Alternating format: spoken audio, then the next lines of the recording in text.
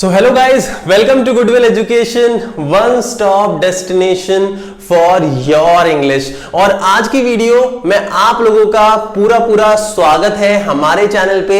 ये वीडियो है हमारा सीरीज जो है फिगर ऑफ स्पीच का, उसका पार्ट 2। अगर आपने पार्ट 1 नहीं देखा है तो नीचे प्लेलिस्ट का ऑप्शन अवेलेबल है, उसको चेक जरूर करें और हमारा पार्ट 1 भी जरूर देख लें। Guys, part 2 of figure of speech के अंदर मैं आप लोगों को 4 इंपॉर्टेंट फिगर ऑफ स्पीचेस के बारे में बताऊंगा, जो कि है सिमिली, मेटाफर, एलिट्रेशन और पर्सोनिफिकेशन। और ये चारों की चारों आप लोगों के लिए बहुत ज्यादा इंपॉर्टेंट है। इसी तरीके की इंग्लिश की अपडेट्स के लिए आप हमारे चैनल को सब्सक्राइब जरूर कर लें अभी के अभी, और बेल आइकन को जरूर हिट कर दें ताकि हमारी वीडियोस की लेटेस्ट नोटिफिकेशन आप लोगों के पास जल्द से जल्द पहुंच सके। और चलिए स्टार्ट करते हैं अब हम इस टॉपिक को।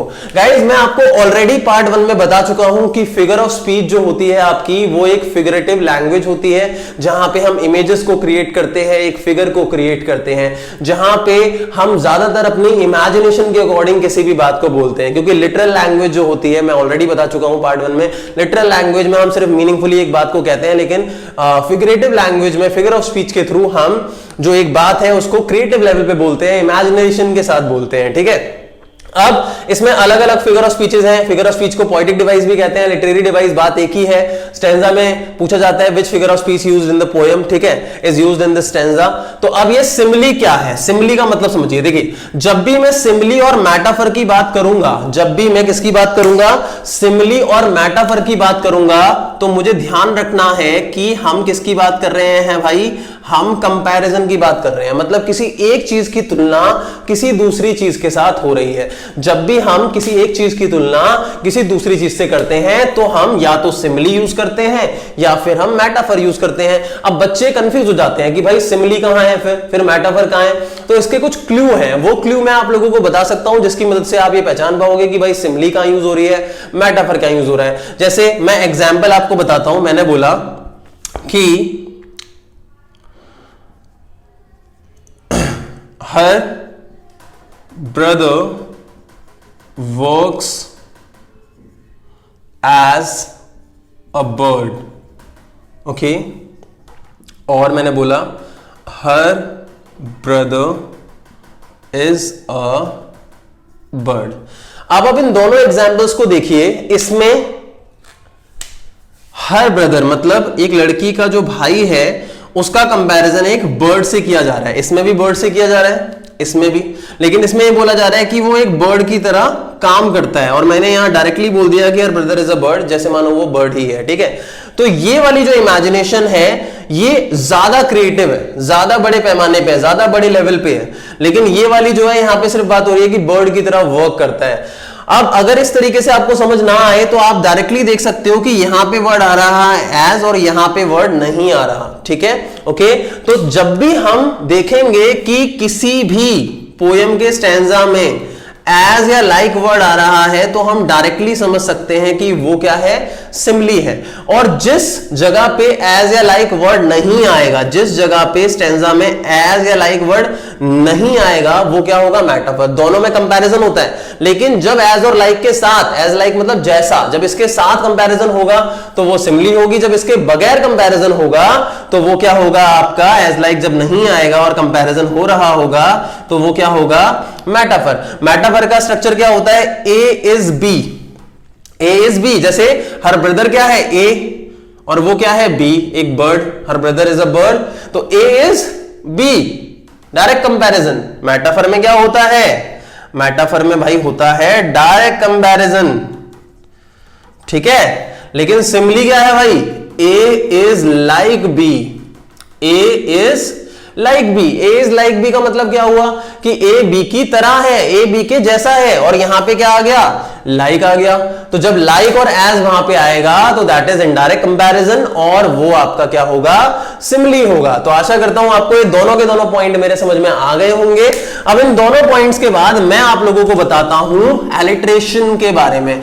गाइस, एलिट्रेशन का मतलब क्या होता है, एलिट्रेशन का यूज क्या होता है। किसी भी फिगर ऑफ स्पीच का यूज जो होता है वो एक तरीके की इमेज क्रिएट करना है, एक तरीके की फिगर क्रिएट करना है, लैंग्वेज को और ग्रेसफुल बनाना है। इतना तो आप समझ ही गए होंगे। अब एलिट्रेशन का मतलब होता है repetition of sound, repetition of word नहीं, रिपीटिशन ऑफ साउंड, मतलब जब कोई दो वर्ड एक साथ यूज हुए हैं और दोनों का जो साउंड है, इनिशियल साउंड जो है वो सेम है, कॉमन है, तो दैट इज एलिट्रेशन। समझ में आया? जैसे मैंने बोला हमारी 12th क्लास की एक पोयम है, उसके अंदर शुरुआत के अंदर there is a line, far far from gusty waves, ये वर्ड है, सॉरी लाइन है, ठीक है। अब फार फार में तो भाई ये पूरा वर्ड ही रिपीट हो रहा है, इसके बारे में तो मैं बाद में बताऊंगा, लेकिन फार देखो, फार और ये फ्रॉम, फ्रॉम हो सकता है गलत लिखा हो, फ और फ है ना कहीं दोनों का साउंड क्या है, ये कॉमन है, सेम है। तो अगर हमारा साउंड कॉमन होगा, दो वर्ड आ रहे हैं, दोनों का साउंड कॉमन होगा, तो वो हमारा क्या होगा भाई, एलिट्रेशन होगा। क्या होगा वो, एलिट्रेशन होगा। इसी तरीके से बहुत सारे आपके यूज हो सकते हैं, ठीक है। अब इसी तरीके से मैं एक और अपना सेल्फ क्रिएटेड एग्जांपल ले सकता हूं, जैसे मैंने बोला शार्प स्नेक, शार्प स्नेक, तो शार्प और स्नेक, स का साउंड प्रोड्यूस हो रहा है, तो अगेन ये भी क्या हो सकता है आपका, एलिट्रेशन हो सकता है। ये भी क्या हो सकता है आपका, एलिट्रेशन। हिंदी में एग्जांपल, चंदू के चाचा ने चंदू की चाची को चांदी की चम्मच से चांदनी चौक पे, हो सकता है गलत बोला मैंने, तो चंदू के चाचा ने, चंदू चाचा, चाचा, ठीक है, च और च आ रहा है, तो हिंदी में भी रिपीटिशन हो रहा है, तो ये आपका क्या है, एलिट्रेशन है। तो कहने का मतलब समझो, कहीं ना कहीं जब दो वर्ड एक साथ आ रहे हैं या तीन वर्ड एक साथ आ रहे हैं, चार वर्ड एक साथ आ रहे हैं और वहां वन आफ्टर अनदर दोनों वर्ड का इनिशियल साउंड सेम होगा, तो वो आपका क्या कहलाएगा, एलिट्रेशन कहलाएगा। तो आई होप आप लोगों को एलिट्रेशन के बारे में समझ में आ गया होगा। अब एलिट्रेशन के बाद हमारा अगला क्या है भाई, पर्सोनिफिकेशन। अब पर्सोनिफिकेशन क्या होता है, पर्सोनिफिकेशन होता है कंपेयरिंग। आप सोचोगे कंपेयर आ गया, लेकिन ये थोड़ा अलग तरीके का है। Comparing a living person with a non living thing और एनिमल, ये भी हो सकता है, या एन एनिमल और non living thing having the quality of a human और लिविंग पर्सन। ठीक है भाई, मतलब जब किसी लिविंग पर्सन को किसी नॉन लिविंग चीज से कंपेयर किया जाए या फिर किसी एनिमल से कंपेयर किया जाए, तो कंपैरिजन तो आ गया, तो वो तो हो ही गया भाई, मेटाफर है, उसमें से आ जाएगा कोई सिमिली। ठीक है, ऐसा नहीं है कि एक लाइन में एक ही फिगर ऑफ स्पीच यूज हो सकती है, दो या तीन एक साथ भी यूज हो सकती है। तो वहां पे अब अगर कंपैरिजन किसी एक लिविंग पर्सन का नॉन लिविंग से हो रहा है या किसी एनिमल के साथ हो रहा है, तो उस पॉइंट ऑफ टाइम पे वो पर्सोनिफिकेशन होगा। या कोई नॉन लिविंग चीज या एनिमल जो है, जब उसके अंदर कोई ह्यूमन की क्वालिटी, ह्यूमन का कैरेक्टर, ह्यूमन की ट्रेट शो की जाती है, तो वो भी क्या होगा, पर्सोनिफिकेशन। ठीक है, जैसे आपकी एक पोयम है, I think there is a poem that is voice of the rain. ठीक है, जब पोएट रेन से क्वेश्चन करता है, 11th क्लास में शायद ये, आई थिंक, हु आर्ट दो, हु आर्ट दो में ये दो जो है वो आर्किक लैंग्वेज वर्ड है, यू से स्टैंड होगा, दो का मतलब यहां यू है।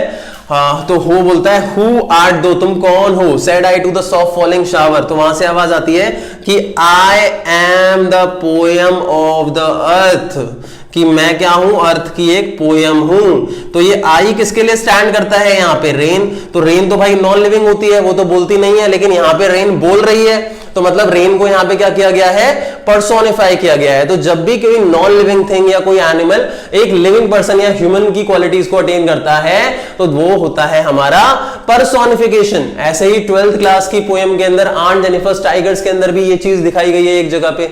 आंट जेनिफर टाइगर जो है वो आपकी शायद सेकंड लास्ट पोएम है या लास्ट पोएम है, आई थिंक, हाँ। तो वहां पे जो टाइगर्स होते हैं उनको चिवैलरिक बोला गया है, सर्टेन बोला गया है, कॉन्फिडेंट बताया गया है, जो कि ह्यूमन क्वालिटीज होती हैं। तो एनिमल के अंदर भी उन चीजों का कंपैरिजन हो गया ह्यूमन क्वालिटीज का, तो वो भी क्या होगा, आपका पर्सोनिफिकेशन होगा। तो जब भी हम पर्सोनिफिकेशन की बात करेंगे, तो वो मतलब कि किसी नॉन लिविंग थिंग या किसी एनिमल का कंपैरिजन किसी ह्यूमन के साथ, लिविंग पर्सन के साथ। अब आप सोचोगे सर नॉन लिविंग का एनिमल के साथ हो गया तो नॉन लिविंग का भी तो एक तरीके से लिविंग हो गया ना, एनिमल लिविंग होता है, लेकिन ये चीज नहीं कह रहा मैं। एनिमल या नॉन लिविंग का किसी ह्यूमन के साथ, ह्यूमन की क्वालिटीज के साथ, आपको इस चीज का ध्यान रखना है। तो आई होप गाइज आप लोगों को ये पार्ट 2 अच्छे तरीके से समझ में आया होगा। इसमें आपको चारों फिगर ऑफ स्पीच जिनके बारे में मैंने बताया है अच्छे से समझ में आ गई होगी।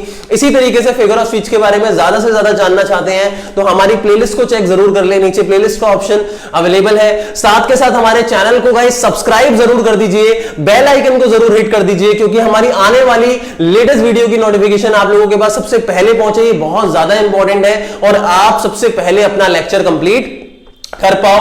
वीडियो को लाइक करना बिल्कुल भी मत भूलिए, साथ के साथ कमेंट करके हमें बताइए आपको वीडियो कैसी लगी। अगर आप अपनी इंग्लिश ग्रामर को स्ट्रॉन्ग करना चाहते हो तो हमारा इंग्लिश ग्रामर का जो टेलीग्राम ग्रुप है उसको ज्वाइन जरूर कर लीजिए, उसका लिंक नीचे डिस्क्रिप्शन बॉक्स में अवेलेबल है। लेटेस्ट वीडियो की नोटिफिकेशन के लिए आप मुझे इंस्टाग्राम पे भी फॉलो कर सकते हैं, मेरा इंस्टाग्राम का यूजर नेम नीचे डिस्क्रिप्शन बॉक्स में अवेलेबल है। So guys thank you so much for watching this video, keep watching goodwill education. Why? Because it is one stop destination for your English.